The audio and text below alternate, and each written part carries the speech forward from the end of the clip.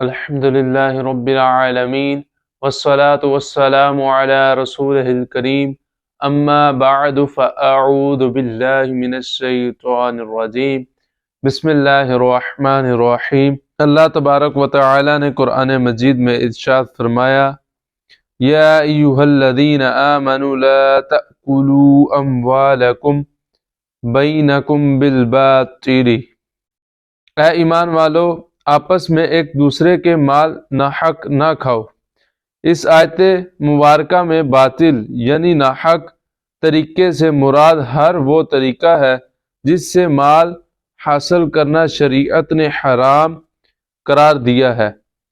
حضور علیہ السلام کا فرمان عالی شان ہے، بندہ حرام ذریعے سے جو مال کمائے اگر اسے خرچ کرے تو اس میں برکت نہ ہوگی، اور اگر صدقہ کرے تو وہ قبول نہیں ہوگا، اور اگر اس کی اپنی پیٹھ پیچھے چھوڑ کر مر جائے گا تو وہ اس کے لیے جہنم میں جانے کا سامان بنے گا۔ بے شک اللہ پاک برائی سے برائی کو نہیں مٹاتا، نیکی سے برائی کو مٹا دیتا ہے۔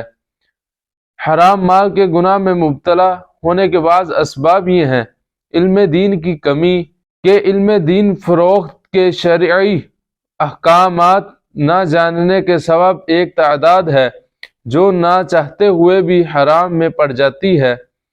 مال و دولت کی حرص، دنیا کی محبت، راتوں رات امیر بننے کی خواہش، مفت خوری کی عادت، بری صحبت۔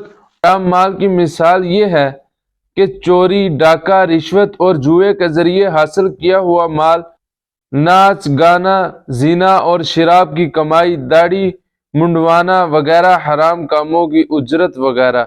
حرام کے ذریعے سے مال حاصل کرنا گناہ اور جہنم میں لے جانے والا کام ہے، جس کا لینا حرام ہے دینا بھی حرام ہے۔ مثلا سود لینا حرام ہے دینا بھی حرام ہے، رشوت لینا حرام ہے دینا بھی حرام ہے وغیرہ۔